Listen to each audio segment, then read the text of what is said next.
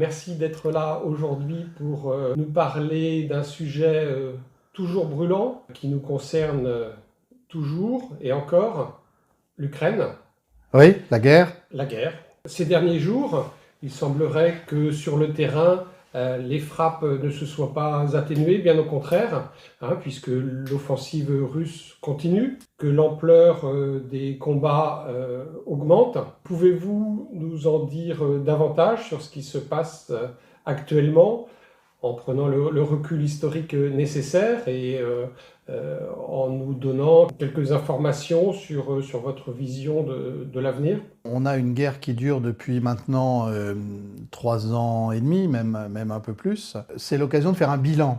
Donc on va parler de ce qui se passe aujourd'hui sur le terrain. Mais quand on voit nos responsables, Emmanuel Macron qui dit encore qu'il va falloir que Vladimir Poutine paye si jamais il n'arrête pas la guerre.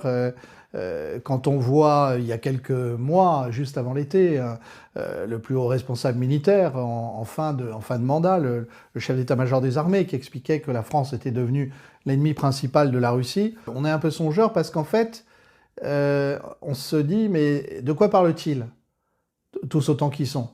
Parce qu'en face, on a une Russie qui mène sa guerre tranquillement, je vais y revenir, et on a une situation qui se passe comme on pouvait le prévoir dès le départ, ça aussi il faut y revenir. Simplement c'est au ralenti, c'est peut-être ce qu'on a sous-estimé, c'est qu'en fait les Russes n'étaient pas du tout pressés de gagner la guerre. Et je vais essayer d'expliquer pourquoi. Moi, j'y vois quand même comme une montée aux extrêmes, c'est-à-dire que chacun répondant ou faisant mine de répondre à l'autre, et à chaque fois engageant des armes de plus en plus destructives. Alors, c'est intéressant parce que moi je suis pas d'accord. C'est-à-dire je pense qu'en fait il y a une guerre qui est perçue par les Occidentaux comme une guerre de haute intensité, parce qu'effectivement les Occidentaux n'avaient plus l'habitude de ce genre de guerre, mais pour autant, je pense que du point de vue russe, c'est une guerre de basse intensité, ou de moyenne intensité. C'est pas une guerre de haute intensité. Alors, la question que vous posez est extrêmement importante parce que moi, il se trouve que j'ai assisté à des conversations où il y avait des officiers français, des experts de l'Ukraine, de l'Europe civile aussi, qui discutaient les uns avec les autres. Et les militaires insistaient beaucoup sur la guerre de haute intensité et de retour en Europe. Et en fait, c'est pas ce qui se passe. C'était le cas au départ, Alors, avec les missiles hypersoniques, et mais il y en a toujours. c'est encore le cas aujourd'hui, avec les Tomahawk qui sont engagés. Pas encore, mais il est question de les livrer. Il est question de les livrer. Alors, comment expliquer ce qui se passe? Parce qu'effectivement, c'est important de comprendre ce qui se passe. En 2022, en février 2022, les Russes s'engagent dans une guerre, mais qui est une guerre limitée. Alors il faut se rappeler qu'à l'époque on a dit ah ils sont pas capables de prendre Kiev, regardez ils y sont allés puis ils se sont retirés, regardez il y a beaucoup de dégâts, il y a beaucoup de matériel russe détruit. Alors il y avait du vrai dans le matériel détruit parce qu'effectivement de toute façon quand vous engagez des blindés, vous avez un taux de perte de ces blindés important. Et puis en face il y avait une armée qui avait été entraînée par l'OTAN. Premier exemple de ce qu'on n'a pas compris à l'époque. On n'a pas compris que les Russes n'avaient jamais eu l'intention de prendre Kiev. Pourquoi? Parce qu'ils sont rentrés à 1 contre 3. Si vous avez l'intention de vous emparer de la capitale d'un pays, il vaut mieux être dans un rapport de force de 3 pour 1. Combattants. On parle des combattants, voilà. Et en fait, il y avait une feinte sur Kiev qui a fixé une partie de l'armée ukrainienne parce que ce qui importait aux Russes, c'était de protéger la Crimée. Et c'était donc de conquérir les régions qui sont juste au nord de la Crimée, qui sont au sud-est de l'Ukraine. Bon. Et en fait, au sud-ouest du Donbass. Parce que le Donbass, bien sûr, c'était aussi la deuxième cible des Russes. Mais là, les Russes savaient que les Ukrainiens, pendant 7 ou 8 ans, s'étaient enterrés dans des tranchées. Et ils ne voulaient surtout pas exposer trop d'hommes à se faire tuer dans les tentatives de prendre les tranchées. Et donc, dès cette époque-là, on a eu un phénomène paradoxal. c'est que les Russes ont engagé une forte puissance de feu. Donc de ce point de vue-là, ça alimente l'idée que c'est une guerre de haute intensité, mais ça n'est pas une guerre de haute intensité par le nombre d'hommes engagés, puisqu'au contraire, les Russes ont mis beaucoup de temps à avoir d'abord la même quantité d'hommes sur le terrain que les Ukrainiens, et puis progressivement plus d'hommes sur le terrain en organisant une mobilisation qu'ils n'avaient pas. À partir de septembre 2022. Alors, effectivement, le pari, et de ce point de vue-là, c'est un pari raté de Poutine au départ, c'était que les Ukrainiens demanderaient rapidement la paix. Et c'est ce qui a failli se passer, puisque après 2 tirs de missiles hypersoniques, je rappelle, les missiles hypersoniques sont des missiles dont la vitesse est au-dessus de Mach 5, d'une part, c'est pas le seul critère. L'autre critère, c'est qu'ils, en fait, ils ont des trajectoires aléatoires dans l'atmosphère, et ce qui leur permet d'échapper largement à la détection et à frapper leur cible de manière inattendue. Donc c'était le moment Boris Johnson? Alors, c'est juste avant. Juste avant. Il y a des frappes de Kinjal et des missiles hypersoniques russes, et à la mi-mars, les Ukrainiens ont très peur parce que c'est la première fois que ces outils-là sont utilisés. Et à ce moment-là, les Ukrainiens demandent à négocier. Et il y a une négociation qui est menée à Istanbul et qui devrait aboutir, puisqu'il y avait même une rencontre Zelensky-Poutine qui était prévue, et c'est là que les Américains envoient Boris Johnson pour dire aux Ukrainiens « Non, non, ne signez pas, c'est pas à votre avantage, les Américains et nous, on va vous soutenir et on va vous donner les moyens de vaincre la Russie. » Et donc c'est là que Poutine perd son pari, puisqu'effectivement la délégation ukrainienne se retire des négociations et on entre à ce moment-là dans une guerre longue. Et cette guerre longue qui a eu différentes étapes, et en particulier ce qui a impressionné au mois de septembre 2022, c'est que les troupes ukrainiennes équipées par l'OTAN ont réussi à faire reculer dans la région de Kharkov, puis ensuite quelques semaines plus tard dans la région de Kherson, ont réussi à faire reculer l'armée russe. Alors en fait, l'armée russe s'est repliée en bon ordre, selon une vieille stratégie russe, la stratégie Kutuzov, qui dit que lorsque la pression est trop forte, on se retire pour laisser l'adversaire s'avancer, pour pouvoir ensuite reprendre le dessus. Et donc, en septembre 2022, ça devient une guerre longue, mais pour autant, certes les Russes mobilisent plus, mais pour autant, ils n'intensifient pas la façon de faire la guerre. Pour revenir à l'actualité plus présente, les attaques russes là, sur les gazoducs et les infrastructures électriques se sont multipliées ce week-end. Donc moi j'y voyais quand même de la volonté russe, une volonté d'affaiblir de façon plus importante le régime de Zelensky. En fait, c'est dans la continuité directe de ce qu'on vient de dire, c'est-à-dire que il faut bien se rappeler que le dilemme dans lequel se trouvent les Russes, c'est le fait que pour eux, les Ukrainiens sont un des peuples héritiers de ce qu'on appelle la Russie de Kiev, il y a un millier d'années ou un petit peu plus, qui est la matrice des 3 États aujourd'hui, Ukraine, Biélorussie, Russie. Et donc, il faut bien comprendre que dans l'esprit des Russes, il y a quelque chose d'assez tragique dans ce qui se passe. C'est le fait que c'est une guerre entre peuples héritiers de cette matrice culturelle russe.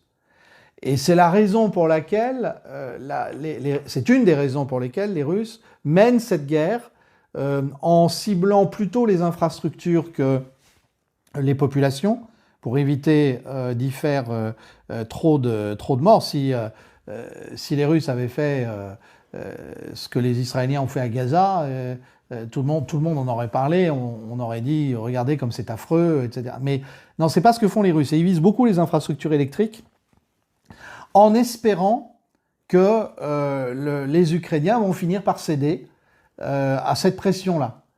Mais effectivement, il y a une guerre asymétrique de double manière.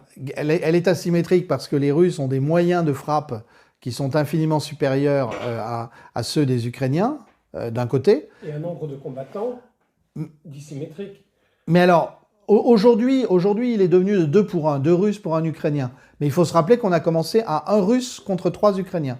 Mais l'autre aspect d'asymétrie, c'est qu'en fait, l'Ukraine ne se bat pas seule, à la différence de la Russie qui a peu d'alliés sur le terrain. On a beaucoup parlé des soldats coréens du Nord, on peut parler de l'assistance que donne la Biélorussie, de fait, au nord de l'Ukraine. Mais en fait, la Russie se bat contre l'OTAN, puisque l'OTAN alimente en armes l'Ukraine. L'OTAN aide sur le terrain, en particulier, il y a un certain nombre de projectiles qui ne peuvent être lancés que par des conseillers militaires ou des soldats déguisés en volontaires américains ou d'autres pays de l'OTAN. Et donc de ce point de vue-là, on a une asymétrie. Ce qui se passe actuellement sur les infrastructures, électriques en particulier, c'est qu'effectivement, on voit qu'il y a d'abord une répétition, c'est-à-dire que c'est fait régulièrement, les centrales électriques sont régulièrement arrêtées, mais il y a aussi une intensification de la guerre sur les infrastructures ukrainiennes. Sur les ports notamment. Et puis il y a une infrastructure des frappes, voilà. Sur les ports, il y a une infrastructure. Alors, en fait, ce que les Russes font très régulièrement, c'est qu'ils attendent que des armes livrées par l'OTAN soient rassemblées dans des entrepôts, et à ce moment-là, ils frappent les entrepôts. Donc il y a énormément de déperdition de matériel du point de vue otanien, même si l'industrie militaire américaine se réjouit de voir remplir les stocks à nouveau. Donc des armes américaines payées par les Européens qui sont détruites par les Russes. Oui, alors on sait qu'il y a eu des armes françaises, des armes britanniques, on était tout fiers d'envoyer des canons César, on a un certain nombre d'éléments. Alors, il y a un point sur lequel les Ukrainiens ont innové, les premiers, c'est dans l'utilisation des drones. Et là, très clairement, il y a eu une supériorité des Ukrainiens pendant la première année de la guerre. Ce sont les Ukrainiens qui ont inauguré les frappes de drones, mais les Russes, qui avaient déjà un certain nombre de drones et qui se sont fait aider au départ par les Iraniens, puis qui ensuite ont lancé une production importante de drones, ont appris aussi à manier les drones de manière à en faire un instrument aussi important que les missiles, et en particulier les missiles hypersoniques. C'est la combinaison d'un certain nombre d'éléments de frappe qui fait le succès ou pas de l'armée russe ou de l'armée ukrainienne. Alors, on a compris ce que les Russes allaient chercher en Ukraine. Vous nous les avez expliqué au début de cette conversation. Que vont chercher les Américains, les Européens ? Alors, pour les Russes, il s'agissait de mettre un terme à la poussée de l'OTAN vers l'Est. Donc ça, très clairement, c'est un des buts de guerre affirmé par Poutine et dont les Russes ne démordront pas. L'Ukraine ne peut pas faire partie de l'OTAN et les Russes n'arrêteront pas la guerre tant que les Américains et l'OTAN n'auront pas accepté que l'Ukraine soit un pays neutre. Ça, c'est la première chose. Et Macron, Merz et compagnie, ils peuvent trépigner, hurler autant qu'ils veulent. Ils peuvent faire la danse du scalp autour d'un Poutine imaginaire. Ça ne changera rien. La Russie ne s'arrêtera que le jour où les Américains et les Européens auront dit OK, on laisse tranquille l'Ukraine. Et l'Ukraine ne sera jamais nucléarisée. En face, les Ukrainiens, en fait, ils ont été largement manipulés par les Occidentaux. En réalité, l'Ukraine, c'est un pays qui est divisé. Il y a des catholiques de rite grec à l'ouest. Il y a 2 églises orthodoxes, au moins, il y en a peut-être même 3. Une église orthodoxe ukrainienne de langue, une église orthodoxe russe de langue. Il y a il y a un contraste fort entre l'est du pays qui a été plus longtemps soviétisé que l'ouest. L'ouest, tout à l'ouest, il y a la Galicie. La Galicie, ça a fait partie de l'Autriche-Hongrie quand l'est de l'Ukraine faisait partie de la Russie tsariste. Donc tout ça fait que le seul avenir possible pour l'Ukraine comme une nation indépendante, c'était la neutralité. Et ça, les Occidentaux n'ont jamais voulu l'accepter. Parce qu'ils ont toujours eu dans l'idée, C'est la vieille géopolitique de Mackinder, on aura l'occasion certainement d'en parler, la vieille géopolitique anglo-américaine. Il y a toujours eu dans l'idée que qui contrôlait l'Ukraine contrôlait l'Europe, et qui contrôlait l'Europe contrôlait en fait l'Eurasie, et donc le continent eurasiatique. Et donc c'est toujours cette vieille idée. Donc vous prenez Brzezinski, théoricien géopolitique à la fin des années 90, vous prenez George Friedman, un peu le successeur de Brzezinski, ils vous racontent tous qu'il faut tenir l'Ukraine pour casser la puissance russe. Et donc c'est ça que les Occidentaux ont cherché, et c'est là-dessus qu'ils ont entraîné les Ukrainiens avec le personnage qui pour moi a toujours été pathétique de Zelensky, qui est élu en 2019 en faisant campagne sur la paix et sur le fait que les terres resteront entre les mains des Ukrainiens, et qui, depuis qu'il est élu, je rappelle que son mandat s'est terminé en 2024 et qu'aujourd'hui l'Ukraine n'a plus de président légitime, mais depuis qu'il est élu, il a laissé les grandes entreprises de l'agroalimentaire américain et d'autres puissances économiques et financières acheter massivement les terres agricoles ukrainiennes, et d'autre part, il a basculé dans la guerre, contrairement à ce pourquoi il avait été élu. Donc les Américains vont défendre des intérêts américains en Ukraine? Alors les Américains ont toujours eu en tête de faire basculer la Russie, de renverser Poutine en fait. Pourquoi?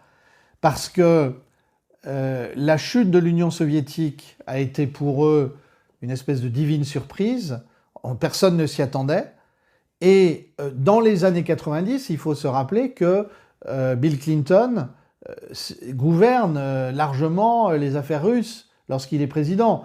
On sait aujourd'hui que l'élection présidentielle russe de 1996, il y a eu de la fraude pour faire gagner Yeltsin, parce que Yeltsin était l'homme des Américains. Et en 2000 arrive Poutine. Poutine qui a tendu la main aux Européens. Alors oui, mais justement, personne ne s'attendait à ce que Poutine d'abord reste aussi longtemps au pouvoir, et ensuite à ce qu'il évolue comme il a évolué. Puisqu'effectivement, au départ, il a l'air de continuer ce que faisait Yeltsin.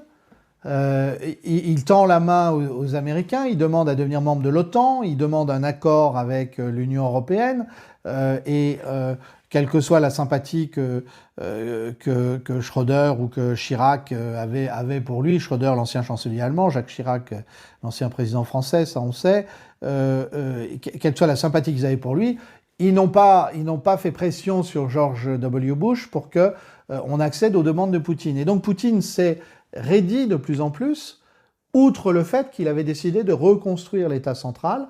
Il avait mis au pas un certain nombre d'oligarques, et on ne pouvait garder sa fortune dans la Russie de Poutine déjà il y a 20 ans que si on se mettait au service du régime. Et puis en 2007, lors de la conférence de Munich, en février 2007, Poutine dit aux Américains, là ça suffit. Le monde unipolaire, c'est fini. Alors ça surprend tout le monde. Et c'est pas du tout ce à quoi on s'attendait. Et dans les années qui suivent, Poutine résiste à tous les coups de boutoir. Tentative de déclencher une guerre majeure en Géorgie, entre la Russie et la Géorgie en août 2008 qui échoue. Puis ensuite, alors il y avait eu en 2004 une tentative de faire basculer l'Ukraine une première fois, ce qu'on appelait la révolution orange. On a fraudé pour faire passer le candidat pro-occidental. Et puis ensuite, comme ça n'a pas donné grand-chose, 2014, coup d'État de Maïdan, où là, on essaye de faire basculer à nouveau l'Ukraine, et on déclenche un conflit interne à l'Ukraine entre le Donbass et la capitale, Kiev, et ceux qui y gouvernent. Et donc l'idée en 2022, l'idée de Biden ou de son entourage, c'était précisément, cette fois-ci, de tendre un piège à la Russie, de la forcer à déclencher une guerre pour la déstabiliser, parce que les Américains étaient persuadés que la Russie traverserait mal une guerre, et visiblement c'est plutôt le contraire qui s'est passé. Il y a quelques semaines, Poutine et Trump se sont rencontrés au Canada, il me semble. En Alaska. En Alaska. Depuis, les relations se sont plutôt distendues. Qui a trahi qui? On arrive maintenant à Trump, c'est un jeu complexe, hein, et Trump a toujours été ambigu, ça on va être bien d'accord là-dessus. Par exemple, quand il est président pendant son premier mandat, il signe des ordres d'armer l'Ukraine, d'équiper les armées ukrainiennes, tout en disant qu'il veut une réconciliation avec la Russie, que ce sont ses adversaires démocrates qui l'en empêchent. Et là, quand il est arrivé, il a dit cette guerre, si j'avais été président, elle n'aurait jamais été déclenchée. Il a effectivement expliqué d'abord qu'il allait résoudre le conflit rapidement. Et puis, petit à petit, il a bien fallu se rendre à l'évidence, c'est que, contrairement à ce que beaucoup d'analystes militaires américains soufflaient à Trump, la Russie n'était pas du tout au bord de l'effondrement militaire, la Russie n'avait pas les pertes gigantesques qu'on voulait faire croire, et donc la Russie n'avait aucune raison d'arrêter la guerre si elle n'avait pas de vraies concessions. Et les vraies concessions, en fait, c'est non seulement neutralité de l'Ukraine, c'est démilitarisation de l'Ukraine, mais c'est aussi un accord de sécurité européen qui mette fin à cette guerre froide larvée qu'on a depuis une bonne vingtaine d'années. Donc Trump a dû déchanter. Et il a dû d'autant plus déchanter qu'il y a une partie des gens qui l'ont rallié, qui restent sur la vieille idée, on va faire plier la Russie. Donc il doit se débrouiller pour jouer entre différentes options, et en même temps, il est allé voir Poutine pour lui dire « l'essentiel, c'est que nous nous entendions », et après ça, il doit jongler avec différentes annonces. On fait pression sur lui pour qu'il livre des Tomahawk, des missiles à longue portée à l'Ukraine. En fait, il faut savoir que c'est des armes qui sont lancées depuis les bateaux d'habitude, donc il y a peu de chances que les Ukrainiens sachent les manier. L'objectif, c'est les frappes en profondeur. C'est des frappes en profondeur sur la Russie. Une vraie déclaration de guerre. Ce qui serait une vraie déclaration de guerre, ce dont Trump ne veut pas. Alors, est-ce que le Pentagone peut le forcer? Le Pentagone n'a aucune envie de faire la guerre à la Russie. Et donc, on a une situation d'entre-deux parce que, alors ça, c'est très important de comprendre que on a une évolution paradoxale. L'Union européenne, elle, veut continuer le conflit. Elle n'en est pas capable militairement sans les États-Unis, mais donc elle essaye de garder les États-Unis dans le conflit. Au nom de la démocratie? Au nom de la démocratie, au nom de... Alors, il y a beaucoup de facteurs. D'abord, les Européens se sont engagés tellement loin dans la guerre, dans le soutien à l'Ukraine, que tous les dirigeants qui sont en place, Macron, Starmer, Merz, Madame von der Leyen et quelques autres, ils ont très peur d'avoir à se déjuger. Alors ça va devoir se passer, parce que même si la Russie ne se presse pas pour faire la guerre et pour avancer, elle avance, on le disait en commençant. Elle bombarde, elle a des bombardements de plus en plus intensifs. Elle est en train de prendre la ville de Kupiansk. Elle est en train d'effectuer une percée vers Zaporojié, si vous avez la carte en tête. Donc c'est vraiment sur une ligne de front qui est très longue, hein, qui fait plus de 1000 km. La Russie est en train d'effectuer des percées décisives. Alors, tous les Macron d'Europe, ils sont paniqués parce qu'ils ont tellement joué sur l'idée que la Russie allait perdre la guerre et qu'on défendait la démocratie, que maintenant il va falloir expliquer pourquoi on a embêté les Français à vouloir faire 12 à 15 milliards d'économies sur les retraites, mais on a versé des dizaines de milliards d'euros à l'Ukraine pendant ce temps. Pourquoi on embête les Français sur un déficit qui serait non maîtrisé, alors qu'en fait, sans aucun vote du Parlement, on a décidé d'une aide à l'Ukraine, aide militaire, aide financière. Il y avait un seul type d'aide à l'Ukraine qui était justifié, qui était l'aide humanitaire. Mais c'est pas la plus importante, ça se compte en centaines de millions, alors que les livraisons d'armes, alors que l'aide financière se compte en dizaines de milliards. Et c'est là qu'est le scandale, d'où le fait que les Européens s'accrochent à la guerre. Donc combien de temps allons-nous pouvoir continuer cette guerre? Quels sont nos objectifs de guerre? Alors, il y a plusieurs éléments à prendre en compte. D'abord, est-ce qu'à un moment, les Russes vont accélérer le rythme? Ce qui est difficile à comprendre, mais ce sera peut-être l'occasion d'une autre vidéo, c'est que les Russes, comme les Chinois, comme les Iraniens, ils considèrent qu'ils ont le temps pour eux. Et ils font du temps un allié. Donc ils ne sont pas pressés. Pourquoi? Parce que très, très cyniquement, Poutine, Xi Jinping, les dirigeants iraniens, ils jouent l'effondrement occidental. Et quand ils voient des psychologies comme celle de Merz, comme celle de Macron, comme celle des gens qui peuvent dire tout et son contraire, qui peuvent s'exciter pour un rien, qui peuvent tomber dans une espèce d'hystérie russophobe et puis le lendemain dire non, non, mais il faut quand même faire la paix, etc. Ils se disent, ils ont tous une araignée au plafond. Donc pourquoi ne pas les laisser s'autodétruire? C'est ça la stratégie en fait. Et donc pourquoi perdre trop de soldats alors que les Occidentaux vont finir par s'autodétruire? Et ne serait-ce que financièrement, parce qu'on s'endette pour soutenir l'Ukraine ou pour d'autres dépenses inutiles, et puis finalement il y a un moment où ça peut craquer. Et sachant que nos peuples ne soutiennent pas forcément leurs dirigeants. Voilà. Dans la guerre en Ukraine. Alors, voilà. En même temps, la déception, je pense, de beaucoup, y compris de Trump, c'est de voir que les peuples européens ne sont pas très organisés pour pousser vers la sortie leurs dirigeants. Mais toujours est-il que le revers de la médaille, c'est que malgré tout, c'est dangereux peut-être d'attendre trop, parce qu'il y a des provocations qui s'empilent. Regardez, par exemple, l'histoire des drones.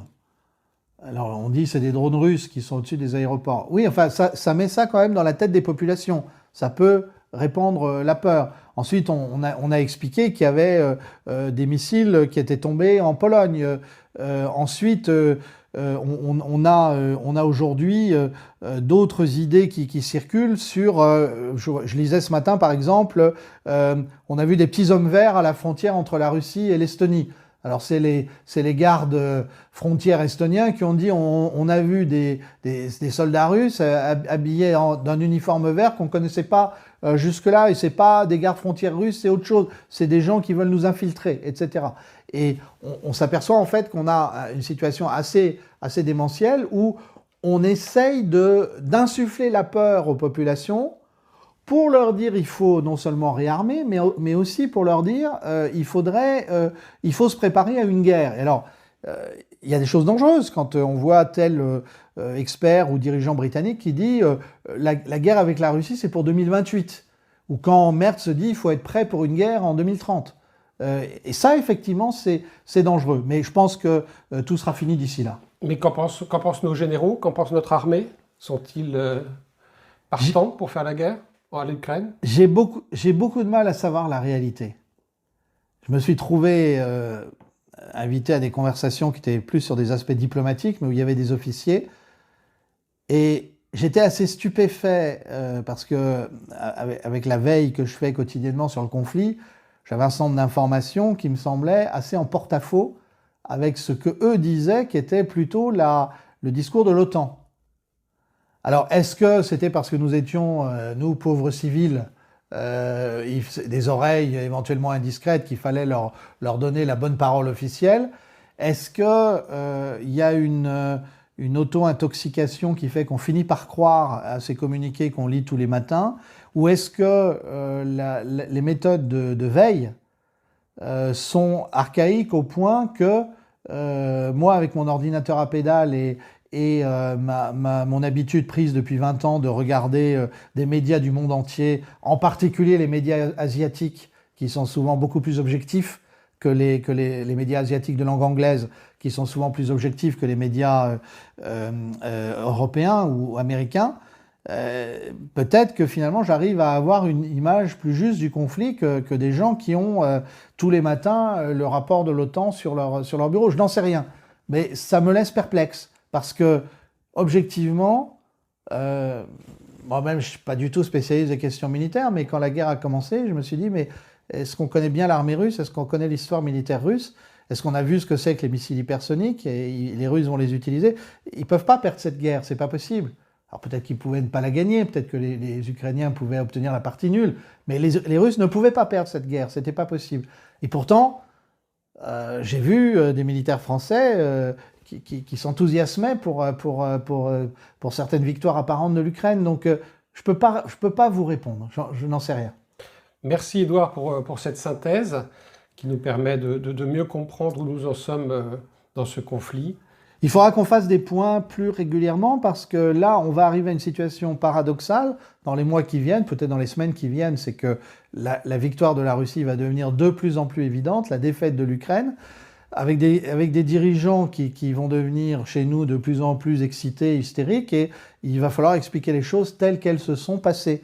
Et puis surtout, je vais conclure là-dessus, il faut s'attendre à une onde de choc terrible. Le jour où il faudra, à l'Ouest, en Europe de l'Ouest, reconnaître que la Russie a gagné la guerre, là, il va y avoir une onde de choc terrible parce que les opinions vont dire « donc vous nous avez embêtés pendant 3 ans, 4 ans pour une guerre qui ne pouvait pas être gagnée ».